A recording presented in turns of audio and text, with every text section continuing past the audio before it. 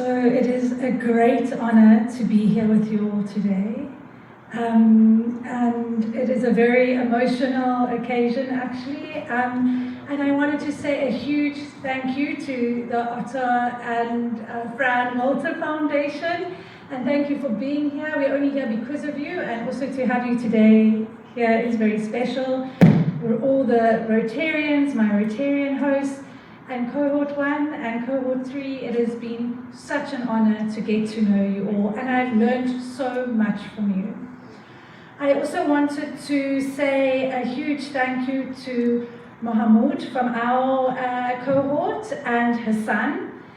So when we do peace building work, we are based in South Africa. We work globally, and we believe we work from a narrative therapy approach where people and communities are the experts of their own lives. They know their problems and solutions best. So we collaborated with Guido, Mohammed and Hassan, and they were our experts in Somalia. So this wouldn't have been possible without them. Also, a huge thank you to Stefan Snell, who was my mentor, and is also the co-director of our organization, Tales of Turning. Steph is a highly experienced peace builder. He was part of the anti-apartheid movement, the peace accord, the transition to democracy, and has been mediating peace for decades in very violent contexts. So this work wouldn't be possible without his huge expertise. So for context, our organization is called Tales of Turning, and we work with social media and technology to do peace building at scale. So my background is in psychology and narrative therapy, and so we combine that to reach as many people as possible. And also what I wanted to say at the start is that we're all about collaboration. So while you are listening to this, please think how we can collaborate and work together. Already in Cohort 3, we will be supporting each other to do this work in Lebanon. So what we do is we use social media listening tools to pull in all the data from public social media. And this is a really extraordinary way to do conflict analysis. So we are working with big data, and we are also, the first thing of peace building is deeply listening to people. We are listening to thousands and thousands of voices in Somalia. What are the tensions? How are they talking about this? We work in the local language, but also what colloquial phrases are being used. So we are not using technical peace building terms. We are using, we meet people where they're at in a very relatable way. This is also, so from this we produce research reports, and we also use it for our dialogue and our engagements. These tools are also amazing because they allow us to build early warning systems. So in this case, we were looking at tensions and mis and disinformation and hate speech in Somalia. This is absolutely vital because globally, on average, people are spending 2.5 hours on social media a day. And we are working with narratives, and mis and disinformation is really distorting our narratives and distorting our stories and being used to polarize people. So it's really crucial that we do, there's incredible organizations doing on-the-ground peace-building work, but it's really important that we also do it on social media. So we build these early warning systems so that when there are spikes in mis and disinformation and hate speech or tensions, we get a warning, and then we can mobilize the people we have trained in online and offline peace building.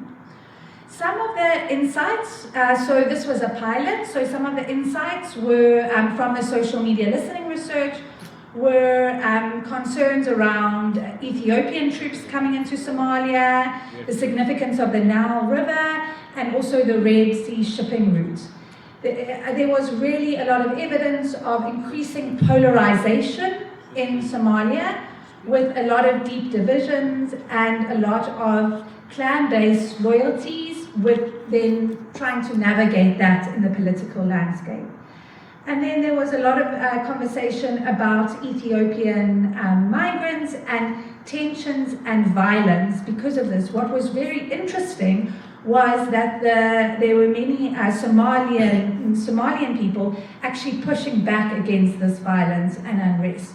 So that was just a very short snapshot of what is possible from these tools, the insights. Then we train people in online and offline peace building. So we trained a group of 40 people from Somalia, as well as youth from across Africa in this methodology. So we've taken the concept of peace building that you would do offline and dialogue and adapted it online. So when there is a piece of disinformation, we ask things like, what proof do you have of this? Are you for real? Where did you get this information from? So just to clarify, this is actually going and responding to that post on social media. We've done 3 studies with the University of Washington and the University of Zurich, showing that this methodology decreases mis and disinformation and hate speech.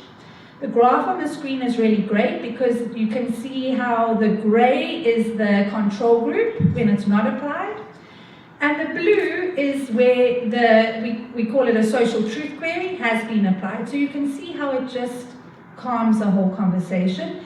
It prevents people from resharing mis and disinformation, trusting it, and believing in its accuracy. In the recent study, which is published with the University of Zurich, we did it during the South African election, so it was really a critical election, and it showed that this methodology reduces mis and disinformation by up to 82%. So what we did is we adapted the training that has been very successful in South Africa to Somalia. As I said, we trained 40 peace builders. We also had a mentorship program, and that went on for 3 months. We created social media content together, and we also developed a peace building network. So here's some of the social media content. So our methodology is on one side to calm the mis and disinformation. The second part of it is to actually promote dialogue. So if it's not disinformation, how do we ask questions to understand the other person's perspective? So for an example, in South Africa, we have a lot of xenophobia. If someone says, oh, I hate everyone from Zimbabwe, we would say, what makes you believe this? And so firstly, try understand where they're coming from, and then ask curious questions to get them to reflect. So that's one part of it. The other part of it is we all know the people on the ground, the community organizations, they are on the forefront of everything. They have incredible knowledge. So what we do is we teach them to create social media content to amplify their knowledge and amplify messages of peace. So we created 40 pieces of content for Somalia, and these are just some of the examples. Then, very excitingly, recently we have started using AI ethically because there's a human in the loop. So what happens is the AI identifies the mis and disinformation. It suggests a response using the methodology that we have found to have be effective up to 82%. And then it suggests a response and classifies it. And then a trained digital dialogue facilitator decides to use it. So we're training people at scale, and then we're using AI to increase our impact.